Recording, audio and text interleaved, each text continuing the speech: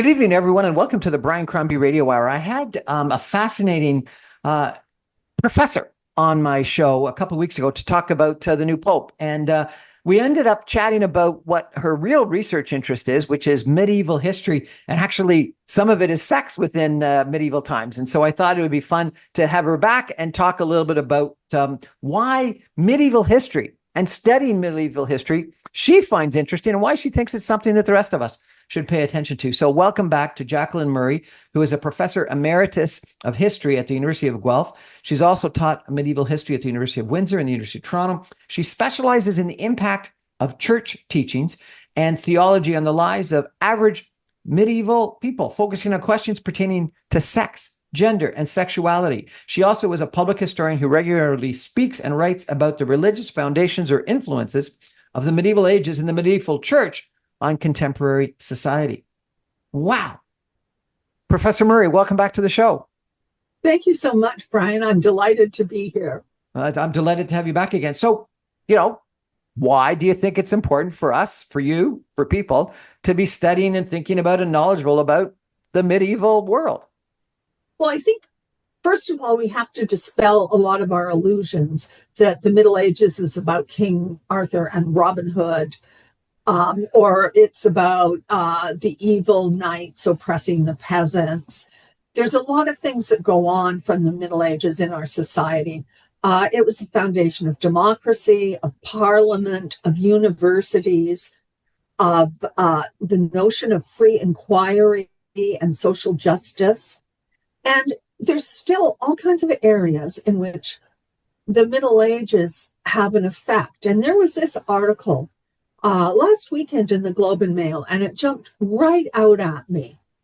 And it's about the challenges facing the City Council of Cambridge and the University of Cambridge because of the right of farmers to pasture their cows. And so all along the banks of the Cam and so on, in the summer, you'll see these cows. And farmers bring them in and put them out to pasture. And it's their right. And it has been their right since about into the 12th century. And they do it regularly. And the college is fine. It hasn't really been a problem because a university college doesn't really care that much about the cows. They're not big business or anything. But the city council is complaining because some of the cows fall into the river. And then they have to get this guy who's essentially a cow whisperer to come and deal with the cows. And they hire the fire department to lift the cows because, they're over a ton each. So it's not like, and the bank's too vertical. And the city council is saying they don't want the farmers there, but they can't do anything because the farmers have this century-old right of pasturage.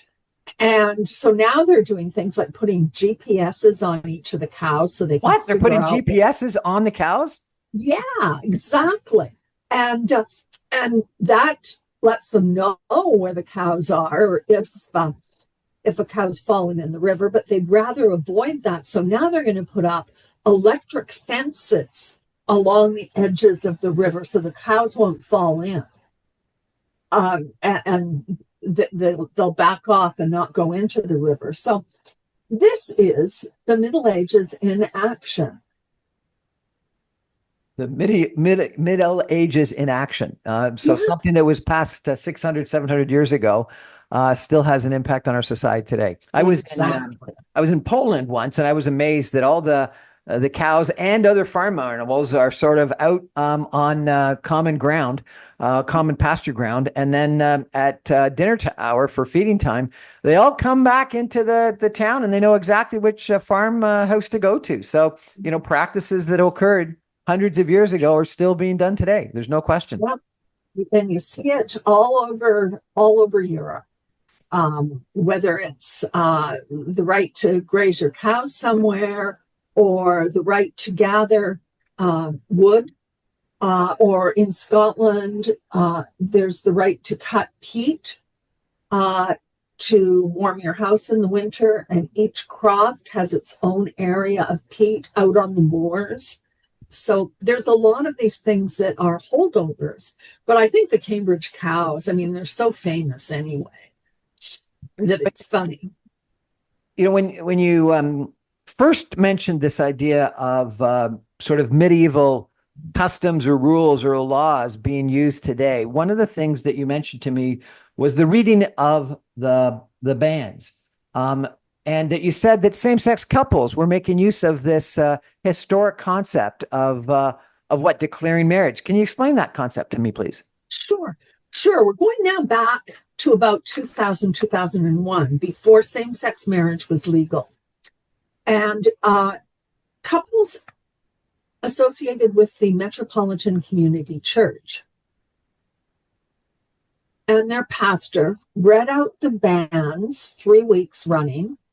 And then the minister went to the licensing office to submit the certificate of marriage, because there was still in Ontario law the right that was a legal way to be married. The 3 weeks reading the banns, the minister confirming it, and submitting the license.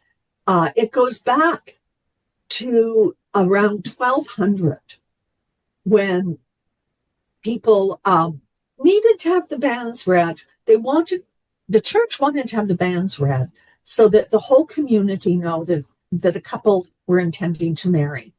Because there were no birth certificates and things like that, a couple might not know that they were actually second or third cousins. Or sometimes you found that one spouse deserted the other, moved to a new town, married someone else, and set up house. But according to the church, they were still in a sacramental marriage with the first person. And so the reading of the banns was a way to publicize an impending union so that everyone would know and could leap up then. And I mean, you still hear it in some marriages, marriage ceremonies, when they say, does anyone have any reason that this couple cannot be joined? And that goes right back to this reading of the banns. Anyway, because of rural society in the 17th and 18th century, this was considered still a legal way of marrying, and it was put into Ontario law. So MCC, which is an LGBTQ church, made use of it and did that to force the hand of the Ontario government so that they would, in fact, have to deal with the issue of same-sex marriage. And it was so after what they this. they read the bans for some homosexual couples that wanted to marry, and no one objected, and so therefore after the 3 readings they married them, and they're saying that's the way that they got around whatever the laws were at the time. And they were using a law that had fallen into disuse, or no one really quite remembered it. So that was one way, and people were outraged. And I think partly because they didn't know the reason, but that goes right back to a time when there were no marriage registers and so on. But the community needed to know that it was legitimate for a couple to marry. And they didn't need a marriage license.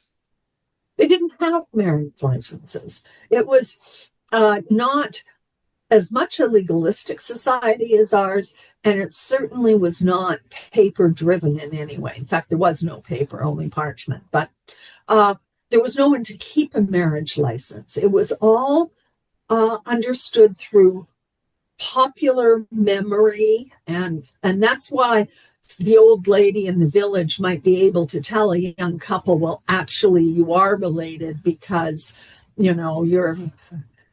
your great aunt married his great grandfather, and so you're too closely related. But I understand that you wrote articles in the paper, and you sort of got involved in the process and explaining things at the time. Yeah, I was involved in talking about the banns, and then also just about marriage in general and how it evolved. Because if you people were saying, oh, marriage is for Adam and Eve, not Adam and Steve. And ha ha ha. And it made me mad, sort of, because the history was being ignored. Marriage within Western society was, or in the Roman Empire, for example, contained, and only the highest members of the elite Roman aristocracy were allowed to marry. Really, regular people weren't allowed to marry? No, there was, they could set up households, but the idea of a legal marriage did not pertain to them. So, with the coming of Christianity and the fact that having sex outside of marriage was considered a sin, marriage expanded, and under the influence of the Catholic Church, it was something then accessible to the middle classes and ultimately to the peasants. And it expanded even further by insisting, for example, that slaves in the early Middle Ages, who had no rights at all, still had the right to freely choose their marriage, and their lords could not stop them. They had to agree to it. And if they were in two different villages, the lords had to figure out a way to make it work, maybe sell one to the other, or free them both. So you're saying that really marriage really only expanded to people out in the aristocracy once Christianity came, and sexual activity out of marriage only became a sin then. What about in the Jewish faith prior to that? Was it not a sin? Didn't they have marriage, and wasn't it a sin to have sexual activity outside of marriage? Oh, absolutely. I'm not talking. Jewish culture had marriage. Absolutely. I'm not an expert on the history of Judaism, and so I don't want to say too much. But they were also a more literate culture, and took care and issued more contracts and so on, because Jewish culture tended to be more based in cities and merchants who made contracts and so on. But marriage within the Jewish community in the Middle Ages was quite similar and quite different. For example, virtually all Jewish women knew how to read and write, and they were responsible for educating the young Jewish women. But that would not necessarily have been the case in the Christian community. Was marriage allowed between aristocracy and slaves? I beg your pardon? Were rich Romans, the aristocracy, allowed to marry slaves, or was that prohibited? Oh no, you wouldn't marry. You just go and demand sex from them. Yeah, because of the power relationship. But throughout the Middle Ages, you see the church extending the right to marry quite far. And under the Roman Catholic Church, for example, it was never banned to marry for Europeans to marry Africans or indigenous people here. Whereas it was quite a bit later that, for example, marriage between different races was actually legalized in the United Really? So States. that the Christian church and civil society had bans against interracial marriage for a long time? The Christian church never did. Only secular society. Until when? In the U.S., it was formally enacted in 1967. What? That's Before when 1967, people couldn't have interracial marriage. Well, in theory, but yeah, it lay on the books that long. You sent me an interesting outline of other issues that we're going to talk about regarding prostitution, and that you say that legalized prostitution didn't lead to social upheaval. We talked about virginity and how attitudes toward virginity changed. We're going to take a break for some messages and come back in just 2 minutes with Professor Jacqueline Murray, talking about how social mores changed over the Middle Ages, and how the Middle Ages can teach us some things. Stay with us, everyone. Back in 2 minutes.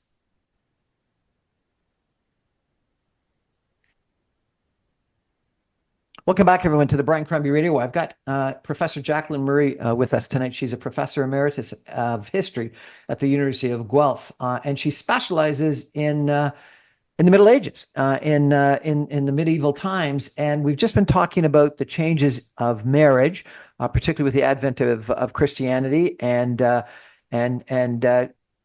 Professor Murray, you also said that there were some interesting attitudes that changed in regards to prostitution. And I was fascinated by this because you said that prostitution was legalized and it coexisted with both public decency and Christian morality. Tell me about that, if you could. Certainly.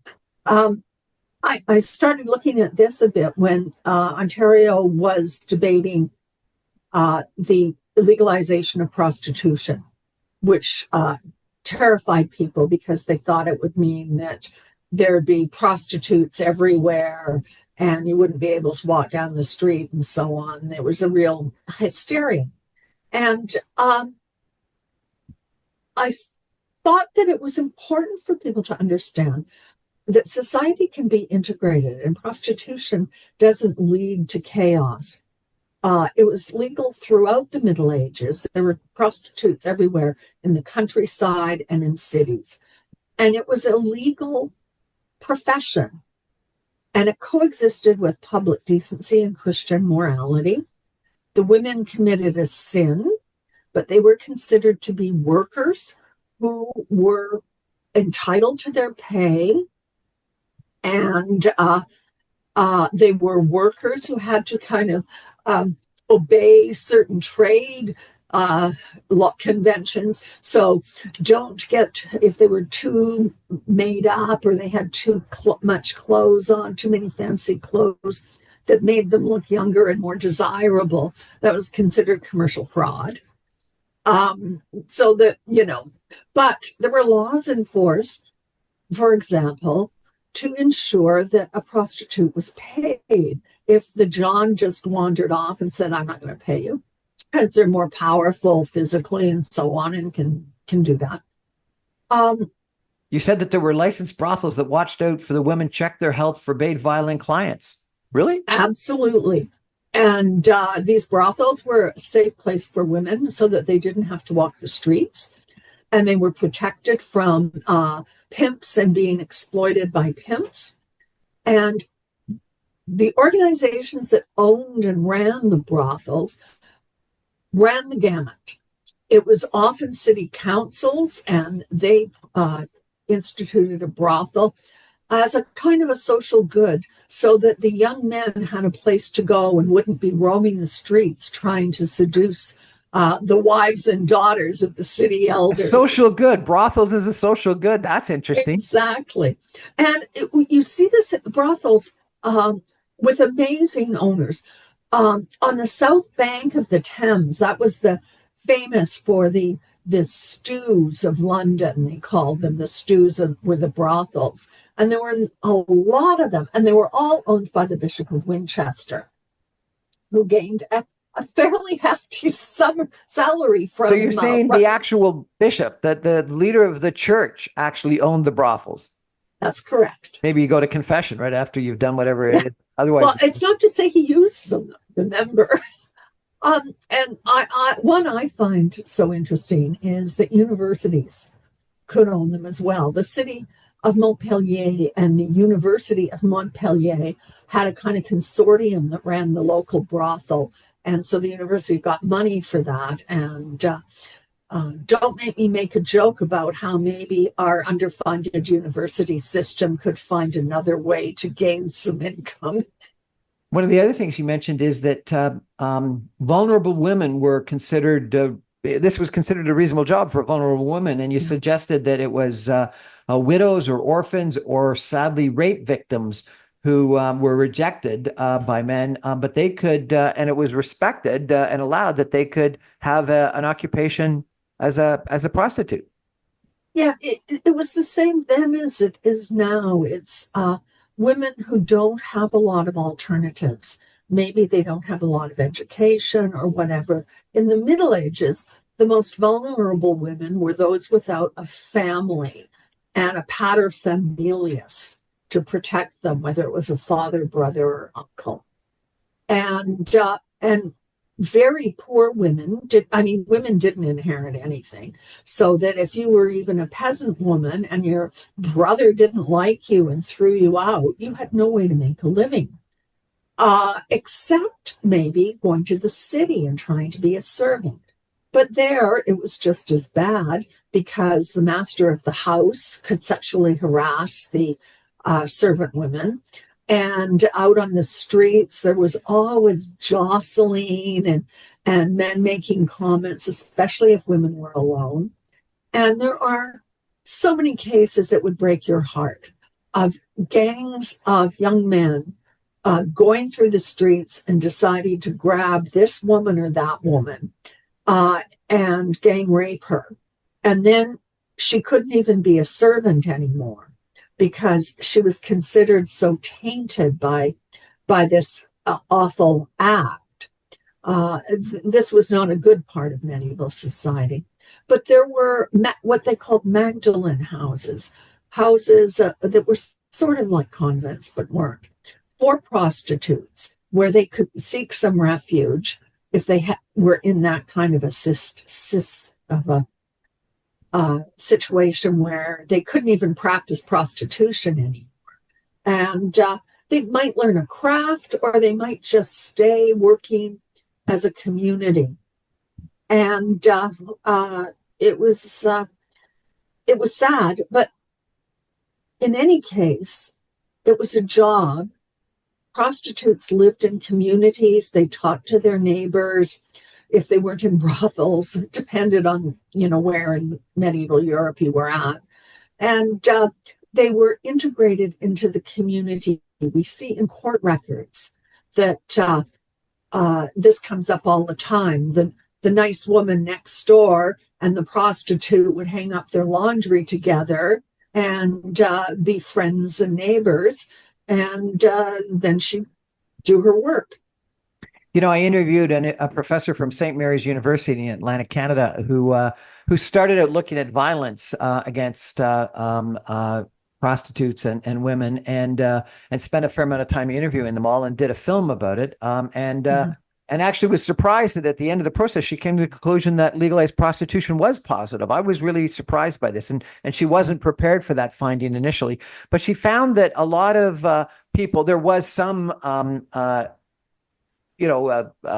human trafficking, and certainly some pimps were taking advantage of some prostitutes. But she said a lot of them were students that were trying to make money for their education, or people like you described, single mothers and other people that just, they couldn't make a living any other way. And this was one of the best ways to make a living. And she came out strongly in favor of legalized prostitution, and thought that, in fact, we were doing a dramatic disservice to females by ostracizing them and having prostitution not be legal. As you've looked at medieval society and looked at this topic, where do you come out on legalized prostitution today? Absolutely in favor of it. I think that that protects women from being exploited by pimps or trafficked, because they have no other protection. And it probably helps. And that's the terrible situation that leads to a lot of drug addiction and that trauma, and their children are taken away. And legalized prostitution means that women have rights and that they have protection, and they can call the police if they've been beaten up by a John. They can be protected in different ways. They don't have to walk the streets to get clients. They can sort of run their own businesses. And that's better for everyone. That's better for society in general. You also, I agree with St. Mary's person. You also mentioned that attitudes toward virginity were interesting, and it changed a fair amount. Tell me about that, please. Well, you see, that's actually why a lot of women ended up as prostitutes, is if they were not virgins. And respectable women were really protected. And virginity was an astonishingly important concept, especially within medieval Christianity. The nuns are vowed to remain virgins and so on. And for example, in the early Middle Ages, when the Vikings were roaming around, and they would go to convents and burn them down or try to grab the nuns or whatever. And the nuns would actually cut off their noses, literally, in order to make themselves so ugly that the Vikings wouldn't want to rape them. And the interest was not that they were a nun; it was that they were a virgin. for the Vikings, they didn't care; they just wanted to rape everyone. But within medieval society, yeah, virginity was a big deal, primarily because a man couldn't be sure a child was his unless he knew the woman he had sex with, his wife, was a virgin. And so women were kind of locked up and their mobility constrained and so on. But it became such a focal point. And even some of these rapists I was talking about would go around looking for 7 and 8-year-old girls. What? 7 and 8? Yes, because then they could be sure that the girl was a virgin. But they couldn't even procreate at 7 or 8. No, I know. And these are men who are just involved in sexual assault, as opposed to a lord or someone who wants to be absolutely sure that their lineage is pure. And they had no other way of being certain that a woman was a virgin. And then you get all these myths about people hanging up bloody sheets and this was actually true in some cases, especially among kings and queens. People would come around and watch the consummation of a marriage to make sure that it happened and to make sure that it looked like there had been a hymen ruptured and so on. And this has held over into our society in the most perplexing ways. There was about a decade ago a young woman who put her virginity up for auction in Las Vegas. She had a deal with one of the famous ranches, the famous brothel ranches in Las Vegas. And the bidding war went up to over $3 million. So some guy was willing to pay $3 million to have sex with this woman and take away her virginity, break her hymen. And really, why? What's the big deal? There's no lineage there, that's for sure. And anyway, if there were. So how do you explain this? You describe it in what you sent me as a fetish over breaking a hymen. How do you explain it? It's so obscure. We still have, and this is, I think, partly thanks to the Victorians, that they were so concerned about chastity as well. But somehow it has entered the modern male psyche that having a virgin is better and it's more manly and it enhances their status among their friends and so on. And it just seems to me also like this woman decided that she would do this so that she could get money to go to graduate school, which I find totally bizarre to begin with. And, but you've heard of that concept of sugar daddies, that there are guys who will pay to have relationships with co-eds in universities and pay for them to go through university if they have sex with inappropriately young women, like really older guys. Anyway. You also suggested that there is something about rough and tumble. So it's not just the virgin, it's that it's something close to rape or slightly violent or rough and tumble?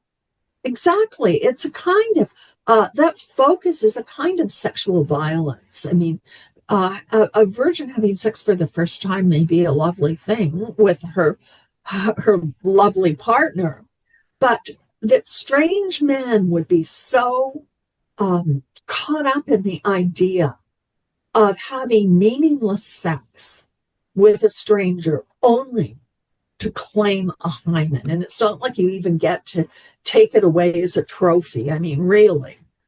So you're saying that here, this medieval attitude exists today, and yet maybe it was somewhat explainable then, but is completely unexplainable today, and that's strange. Is that correct?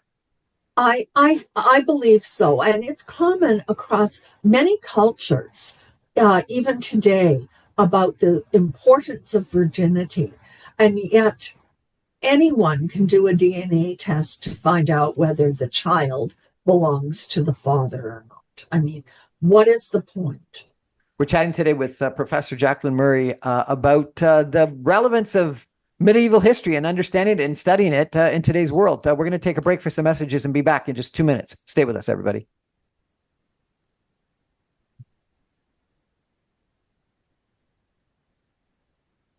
Welcome back, everyone, to the Brian Crombie Radio Hour. I've got Professor Jacqueline Murray with us today. She is an expert on medieval history, and she has been urging us to think about medieval history and how it's relevant in today's society, and that we understand more about where we are today if we understand medieval history. And she's been studying this and teaching this for a little while, and so I think that that's kind of interesting. We've chatted now about the reading of the banns and how it was used by gay couples to really force the government's hands in regards to legalizing gay marriage. We've talked about the attitudes toward marriage and how those have evolved over time. We've talked about prostitution and how, frankly, it was almost like attitudes back in the medieval ages were more liberal in regards to prostitution than they are today, and that maybe we've gone backwards in that regard. And we've talked about virginity and how sort of a desire to ensure paternity led to this glorification or fetish in regards to virginity that the professor thinks still exists today and is completely inappropriate and wrong and kind of strange. The other thing that you wanted to talk about was relics and why relics are thought of as important. And tell me about relics and why you wanted to talk about relics.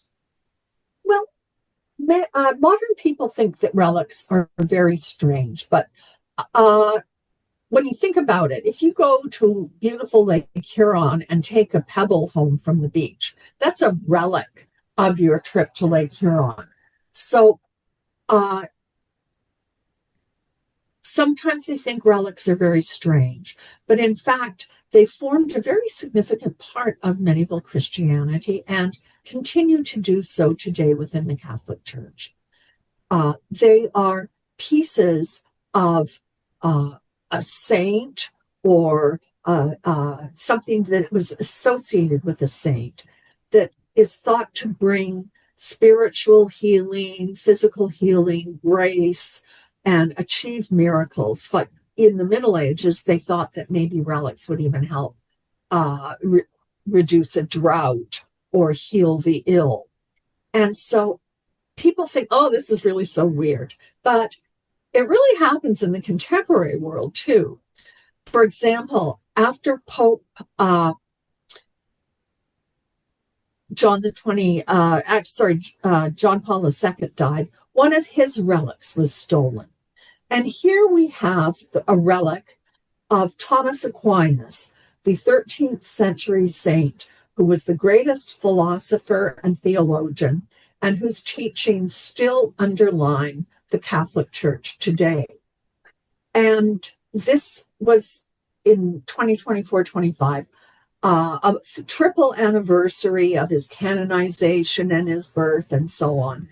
And so the Dominicans that hold St. Thomas Aquinas' body decided to get it out from under the altar, open up the medieval 14th century reliquary that his head was in, and examine it and provide it with a brand new reliquary that was kind of, cool and modern.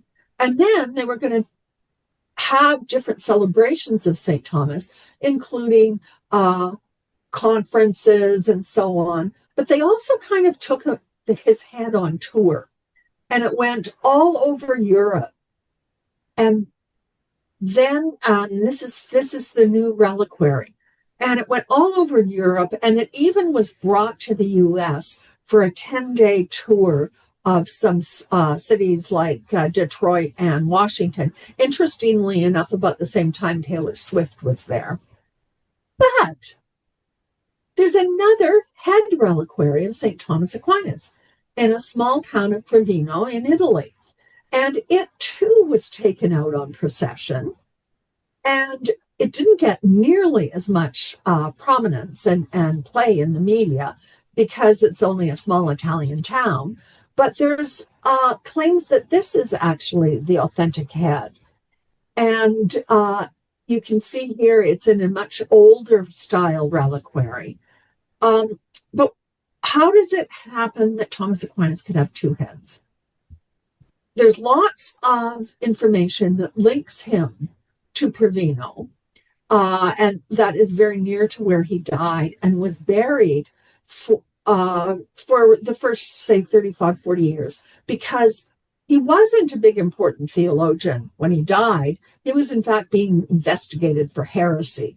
So the Dominicans didn't care if he was in Italy and buried with the Cistercians until he was suddenly canonized. And then they thought, hey, we better get this guy back to our Dominican house, the main house of the Dominicans.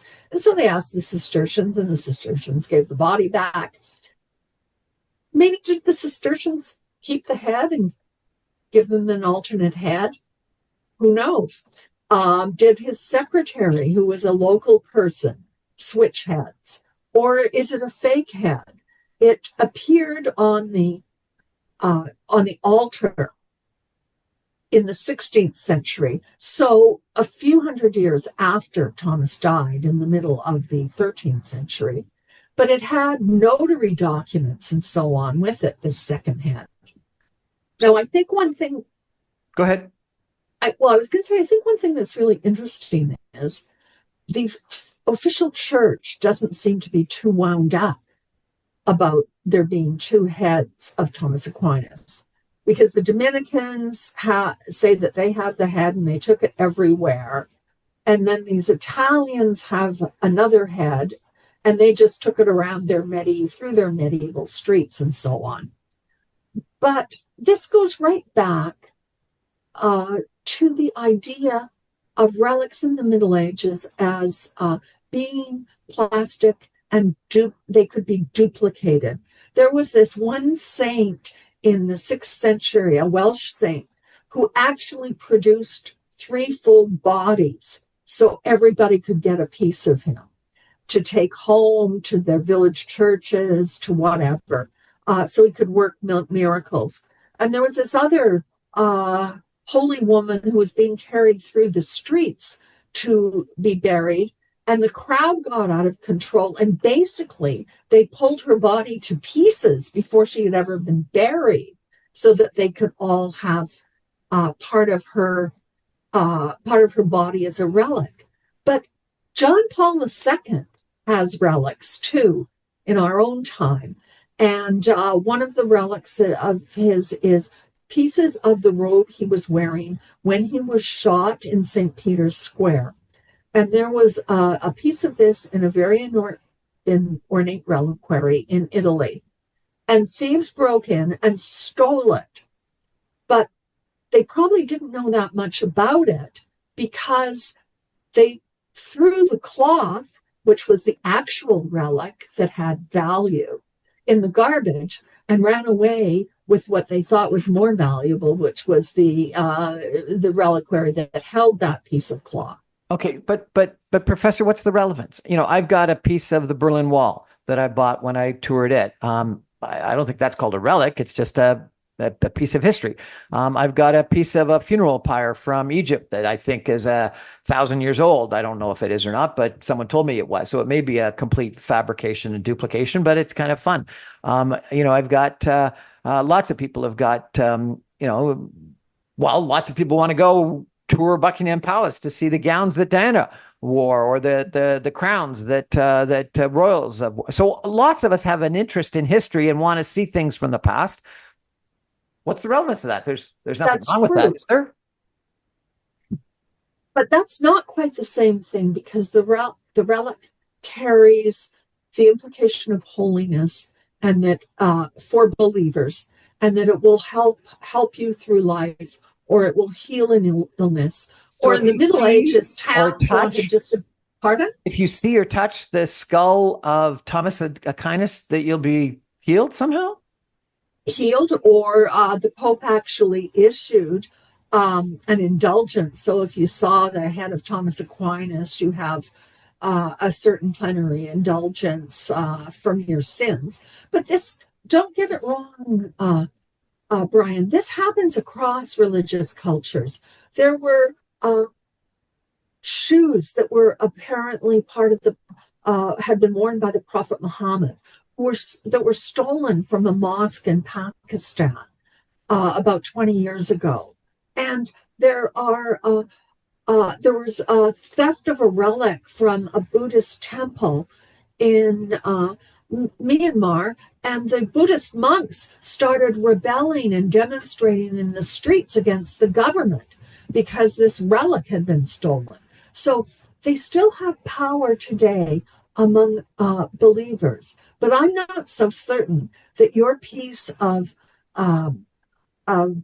charcoal from 1,000 years ago in Egypt isn't a relic. I think it functions in much the same way, even though you don't think you're going to be healed. But I bet you take it out and you show it to people. I do. I've got it on display. So, Professor, we're almost out of time. Let's pretend it's the first day of class, and you're trying to convince your students that studying medieval history is interesting and important.